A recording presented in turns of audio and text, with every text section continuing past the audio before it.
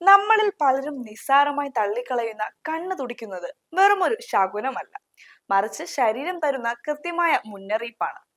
കൺപോളകളിലെ അതിസൂക്ഷ്മമായ പേശികളുടെ ഈ വിറയൽ ദൈനംദിന ജീവിതത്തിലെ ചില തെറ്റായ ശീലങ്ങളുടെ പ്രതിഫലനമാണ്.